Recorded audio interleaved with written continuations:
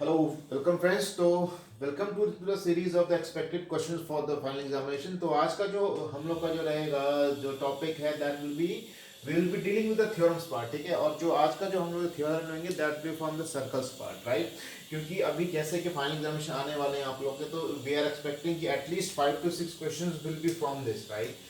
5 to 6 question from this chapter, from this chapter.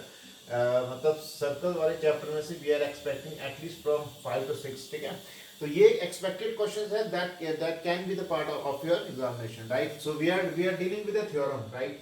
और ये जो आपकी जो थ्योरम है इसको मतलब नॉर्मल टर्म में तो आप इसको बोल सकते हैं कि angle subtended by an arc, ठीक है। तो इसका जो स्टेटमेंट है पहले हम उसको हम एक बार ध्यान से देखेंगे कि इसका स्टेटमेंट क्या बोलता है। इसका स्टेटमेंट बोलता है the angle subtended by an arc, and I am hoping कि आपको ये सब चीजें पता होंगी कि आर्क क्या होता है, सेंटर क्या होता है, फिर इसके बाद आपका सर्कल क्या होता है, रेडियस क्या होता है, ठीक है ठीक है। ये आई एम एक्सपेक्टिंग कि ये सब चीजें आपको पता होंगी, ठीक है।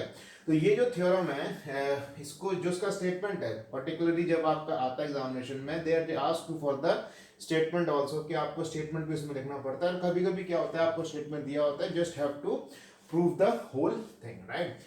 तो इसका स्टेटमेंट आप देखेंगे the angle subtended by an arc at the centre is double the angle subtended by it at any point on the remaining part of the circle. कहने का मतलब ये है कि suppose it is very easy, right. ये कोई circle है आपका जिसका एक पॉइंट है O, ठीक है। O is the centre point of this, ठीक है। कह रहा है कि आर्क और ये आपके एक आर्क है। सो इसमें हम आपको तीन केसेस आपको है। पहला है आपका minor arc, first is your minor arc, second is your major arc, sorry this is your major arc, this is your semicircle, ठीक है। तो हम इसमें एक को सॉल्व करेंगे, बाकी दोनों आप बिल्कुल सेम है, तो आप हमसे भी एक को सॉल्व करेंगे and you can write similarly, right. तो देखिए इसमें पहले चीज क्या होती है, पहले हमको जो स्टेटमेंट है उसको बिल्कुल ध्यान से समझना है कि क्या रहा है स्टेटमेंट, ठीक है। The angle subtended bye is double the angle, मतलब टू प्रूव हमको ये I am not writing all that की कंस्ट्रक्शन जॉइन ये सब मैं नहीं लिख रहा हूँ, ठीक है। देखिए हमको यहाँ ये प्रूफ करना है कि angle 5 plus angle 6 is double the angle subtended at any point on the remaining part, ठीक है। अब ये आर्क हम ले रहे हैं because we are taking it as an minor arc, ठीक है। ये हम लिया माइनर आर्क। सेमी सर्कल का लेंगे तो ये पूरा ले लेंगे, और जो मेजर का लेंगे तो ये पूरा ले लेंगे, ठीक है।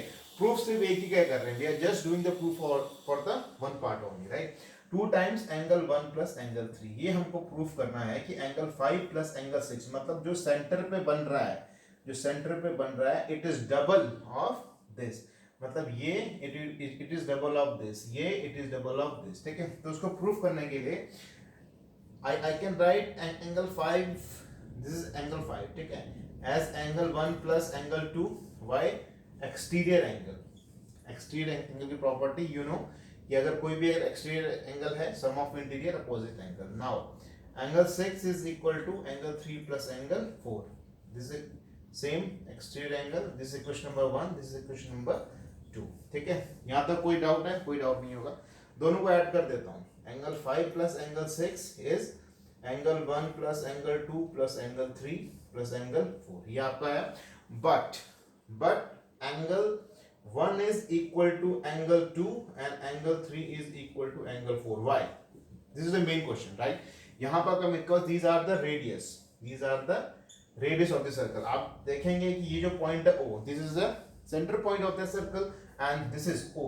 Suppose this is O, OA and OB, these are the radius. और जब जैसे कोई एक ट्राइंगल होता है, इसमें अगर दो साइड सेम होती हैं तो इसके जो अपोजिट एंगल्स होते हैं these are also same, right? So we can write जहां पे एंगल 1 है, जहां पे एंगल 2 है, वहां पे हम एंगल 1 लिख सकते हैं। तो ये 2 टाइम्स एंगल 1 हो जाएगा प्लस एंगल 3, राइट। यानी angle 5 plus angle 6 is 2 times angle 1 plus angle 3, ठीक है। तो ये इंपॉर्टेंट, सेम आपको यहां भी करना है, सेम आपको यहां भी करना है, ठीक है। स्टेप्स कहां पे रॉन्ग होता है वो हमको देखना है, ठीक है। ये स्टेटमेंट आपको याद करनी है, this has to be done by heart, right. जो भी आप यहाँ पे स्टेटमेंट है, इट इज पॉसिबिलिटी कि इसका स्टेटमेंट आप एग्जाम में ना दिया हो, right, and you have just they will mention that prove the angle subtended by arc theorem, ठीक है। From there you have to write the whole statement also, ठीक है। तो मेक श्योर दैट कि you are writing and you are learning the statement also. गलती कहाँ पे होती है, ये पहला स्टेप नहीं समझ में आता है कि पहला स्टेप क्या करना है। पहला स्टेप सिंपल एक्स, इसमें एक्सटीरियर एंगल आपको याद भी करना पड़ेगा। दूसरा आपका दोनों एंगल आपके सेम है, क्यों सेम है, because these are the radius. यहाँ से आप वैसे सिमिलरली आप इसको प्रूफ कर सकते हैं और इसको प्रूफ कर सकते हैं, ठीक है। तो ये था angle subtended by an arc theorem for class 9th। पहले तो 10th में भी आता था, आजकल शायद ये 9th में है, 10th में नहीं है ये, बट पहले ही हम लोग के टाइम पे it was the part of class 10th also, right. अब देखिए इसके बेसिस के ऊपर आपके दो क्वेश्चन आपको बनते हैं, जो कि हम नेक्स्ट पार्ट में करेंगे, बिकॉज ये एक अलग सा ही पार्ट है जहाँ पे आपको थ्योरम आपको पढ़ती है। उसमें आपको ये प्रूफ करना पड़ता है कि angle in the same segment, इसको मैं लिख भी देता हूँ, ये आपके काम आएगा, and this is very important, right.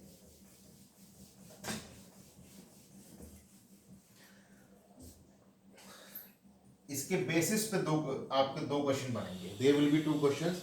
ये आपको एक क्वेश्चन दिया होगा, सपोज इसके पार्ट में angle in same segment are equal, and second रहेगा angle in semi circle is 90 degree. ये दोनों आने ही आने, मतलब these are the most expected question. 99% chance है ये क्वेश्चन आपका आएगा कि angle in a same segment is same and angle in semi circle 90 degree, ठीक है। तो नेक्स्ट जो वीडियो रहेगा that will be discussing about these 2 topics, ठीक है, कि angle in a same segment is same and angle in a semi circle is 90 degree, ठीक है। तो टिल देन ओके, राइट, ठीक है, ओके, थैंक यू।